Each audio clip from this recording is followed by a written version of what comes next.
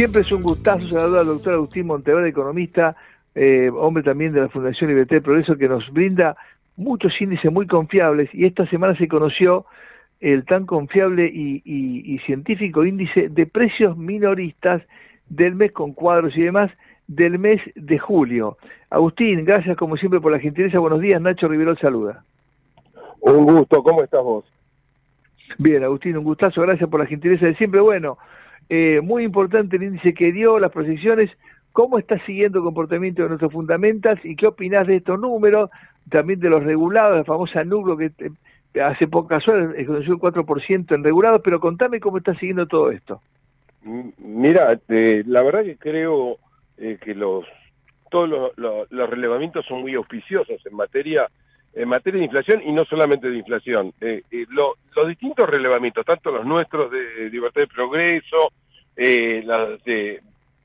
las consultoras y demás, prácticamente son unánimes en marcar en una desaceleración, una nueva desaceleración de la inflación, y te diría que incluso hay varios que ubican la inflación por debajo del 3%. Esto es realmente un datazo, ¿no? Si a esto le agregamos que el mes pasado la canasta básica también evolucionó bien abajo. Vos fíjate los datos te voy a dar ahora un dato de mayo, pero son los últimos que hay sobre salarios y la evolución de los salarios frente al tema inflación. En mayo, los salarios en promedio se elevaron 8, y tanto por ciento, ¿no? Fíjate vos que en el caso de los trabajadores no registrados, se limitaron a 11,7%. 11,7%. Ese mes la inflación fue 4,2%. Pero si vamos a las canastas básicas, que son las que definen la zona de pobreza y la zona de indigencia, nos encontramos con que subió 2,6 la canasta básica total y 1,6 apenas la canasta básica alimentaria, que son justamente las que más afligen a ese segmento de trabajadores no registrados, de trabajadores informales, con lo cual estos son indicios de que empieza a producirse una recuperación, si querés tímida, pero una recuperación al fin de los ingresos reales. Esto es crucial. Esto es crucial porque esto a su vez empieza a mover al consumo. Y si vamos a este punto, también te digo que la actividad económica, yo diría que hoy ya hay signos bastante concluyentes de que tocó fondo entre marzo y abril. En el mes de mayo, de 15 sectores económicos, 12 tuvieron crecimiento. Y estamos hablando de muy diversos, es decir, estamos hablando de agricultura y ganadería, que voló, energía también voló, minería también, sigue, inmobiliaria, la construcción también creció, la industria de todo tipo, pero también el comercio, tanto el mayorista como el minorista. Bueno, son señales de que comenzamos a recorrer un camino de recuperación. Esto no significa, no me interesan las letras a mí, si es B corta, si es lo que sí sé es que parece que empezamos a dejar atrás la pesadilla en la que nos habían dejado sumidos, ¿no? Terrible, terrible, por donde lo veas. Un tema que es recurrente de la opinión pública. Bueno, pero otra vez con las tarifas, los regulados, ¿no?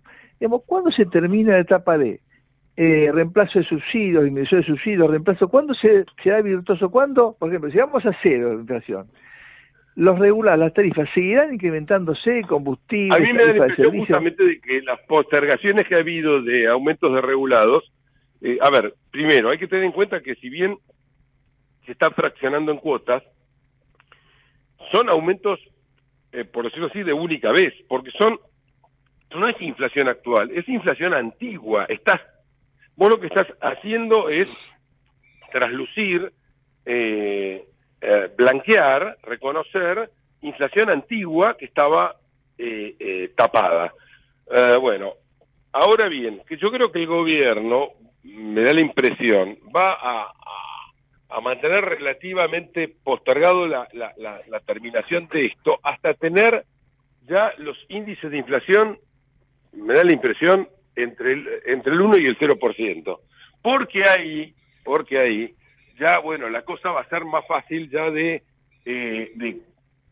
procesar para todos, de que esto ya está acabándose y que ya estamos a comienzos de un país ya que viva en estabilidad. Así que hay una pregunta clave, discúlpame. Seguramente, una pregunta clave, discúlpame que te interrumpa. El tema de regulados quede postergado hacia los yo diría, es probable, me da la impresión, esto simplemente no es información, es conjetura, pero creo que esto va a terminar por noviembre. Una pregunta importante me parece siempre aclarar. ¿Qué es lo virtuoso de sincerar tarifas, combustibles? ¿Dónde está la virtud para la opinión pública, para el trabajador, para el que busca trabajo? ¿Por qué finalmente, después de recorrer todo este camino tortuoso de pisar tarifas, de mentir, de barrir, toda esta porquería, ¿por qué es bueno para todos no mentir en eso? Y que lleguemos a un punto en el cual... Porque sí. en la medida que no se reconoce no se reconocía la inflación ocurrida en los servicios públicos, lo que decaía era la inversión y en el tiempo termina decayendo también la producción.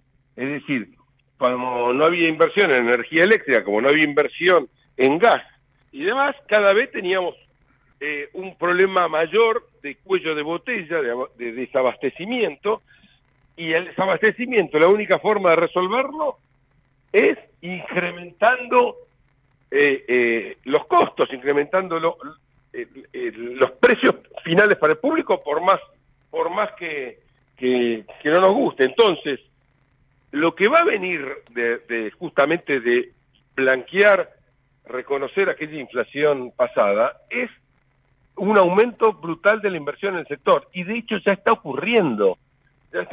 Mirá, la Argentina ya se empieza a beneficiar de esto por las exportaciones que empezamos a tener en materia energética. Claro, estamos con balanza positiva en la balanza energética. Efectivamente. Y esto termina redundando en costos de energía más bajos en el tiempo. No los vamos a ver inmediatamente ahora, el mes próximo, pero sí, les puedo asegurar que el costo proporcional de la energía de aquí a un año va a ser mucho más llevadero. Así que ese es el punto. Realmente, si nosotros queremos un país que pueda crecer, que pueda desarrollarse, que crezca la actividad, que absorba a la gente desempleada y a la gente subempleada, se necesita recomponer la inversión. Porque no hay mejor estrategia de desarrollo, no hay mejor estrategia de inclusión social que el trabajo. Y el trabajo es fruto de la inversión. Ir contra el capital es ir contra el trabajo.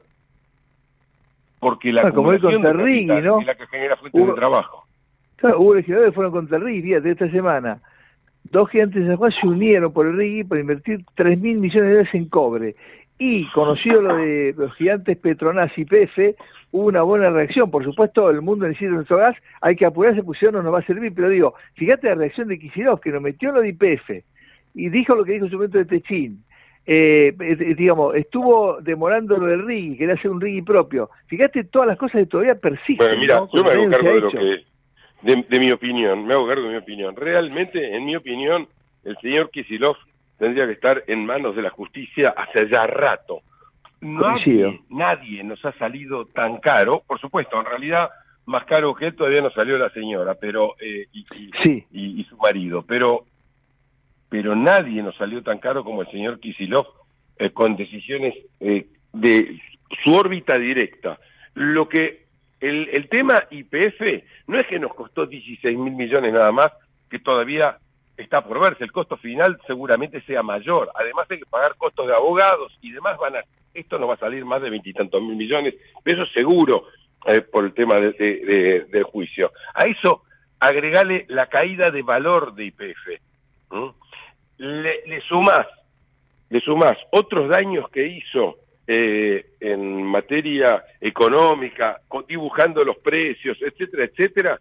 Este señor ya nos lleva costados unos casi 50.000 millones de dólares. Ahora, agréguenle lo que le está costando a la provincia de Buenos Aires, el daño que le está generando a la población bonaerense por encapricharse y no suscribir el RIGI. Es una cosa de locos. No es que se tira los tiros en el pie, se los tira en la cabeza este hombre. Es impresionante. Agustín, como siempre, un gusto escucharte, gracias por tu gentileza, buen fin de semana y como siempre a las órdenes. Lo mismo para vos, hasta luego. Muchas gracias, el doctor Agustín Monteverde, economista de la Fundación Libertad y Progreso.